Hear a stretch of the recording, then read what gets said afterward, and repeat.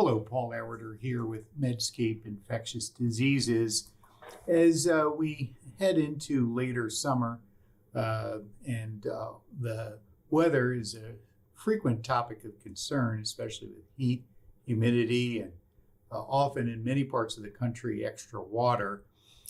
Climate change has been thought to perhaps play a role in some of the diseases we're seeing, but I'd also say the reality is when faced with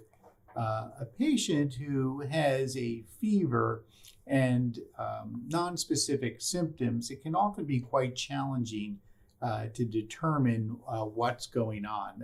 Until recently, it was all COVID all the time.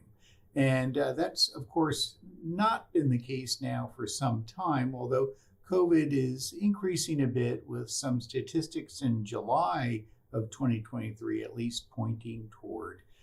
increased hospitalizations, although death rates have stayed stable. But what do I think of when I'm seeing someone with a relatively undifferentiated fever, meaning that there's not a particular focus? It might be the lungs or the urinary tract system or perhaps the skin. Some patients, of course, are just presenting, just feeling sort of awful and run down and having a fever, and there's not much else to say or about their symptoms, and it can be quite perplexing.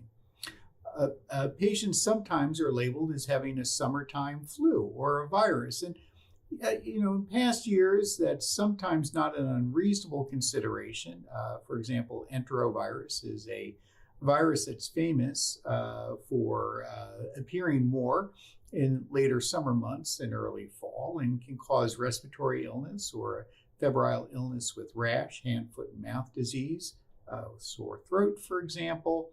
sometimes with pulmonary or gastrointestinal symptoms as well. But what I'd like to focus on are some other diseases that when you're first encountering this could be an opportunity to have an impact on someone's health, or at least provide advice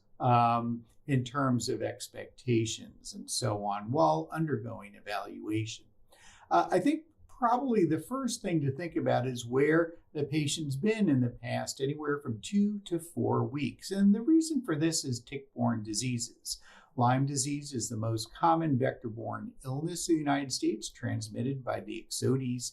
black-legged tick, and can be acquired up to 30 days after a bite. But of course, many people don't even notice this bite. But there's a whole host of other tick-borne diseases, and it does depend on taking a bit of a history as to where someone's been in those past 30 days and some knowledge of common tick-borne illnesses in areas, which, of course, Lyme disease, famous for being in the mid-Atlantic and New England states, also upper Midwest, whereas Rocky Mountain fever or human monocytic ehrlichiosis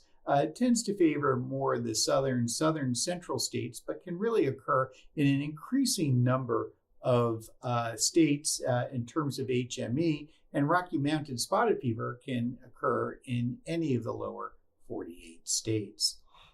And the importance here is that you'd like to give doxycycline before you might have a diagnosis when someone lacks characteristic rashes such as erythema migrans or a petechial rash that can take some days to develop, often 3, 4, or 5 days in the case of Rocky Mountain spotted fever. The other sort of conditions could be mosquito-borne, and those most commonly might cause West Nile virus. This is most at risk for people over 50 or immunocompromised people, and could just be a flu-like symptom with a headache, but can, in about 1 in 150 people, cause neuroinvasive disease and a meningoencephalitis, and sometimes more rarely a flaccid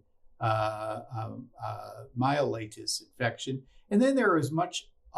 less common arboviruses such as Eastern or Western equine encephalitis virus, lacrosse, and others. And you can get some hint for things that might be going on by looking at the CDC websites to get an idea of where tick-borne illnesses are most common, or, for example, whether West Nile virus has been increasingly reported in your area, and there's often hotspots for the arbovirus infections, and there is a surveillance entity called ArboNet that I look at and have references if you happen to be on your computer that you can link and look up and see if this might be of a special concern and whether you might want to order testing or, of course, always proceed to lumbar puncture. And lastly, I'll just mention, of course, with the warm weather, not everyone is taking care with proper refrigeration and hygiene techniques, and there's often more foodborne infections, things as simple as salmonella or toxin-based infections such as Staph aureus infection. But also in warmer waters, of course, Vibrio. So if you happen to have a cellulitis that's severe, often with bully or other skin changes that are a bit beyond typical cellulitis and may have been exposed to brackish water, think about Vibrio species, Vulnificus and others. And also in your patients, particularly with iron overload or liver disease, if they may have ingested it with oysters or seafood, for example, that may not have been cooked. So these are just some things that when I'm often speaking here at the medical school to our ID fellows, when we're seeing these patients during the summertime, it's worth running through some of these lists, at least even when you're just dealing with an acute fever and little else at hand. It's by no means a comprehensive list, of course, and hope provides some help and also some references that might be helpful for you if you need to take a closer look at things that may be going on in your region. Thanks so much for listening.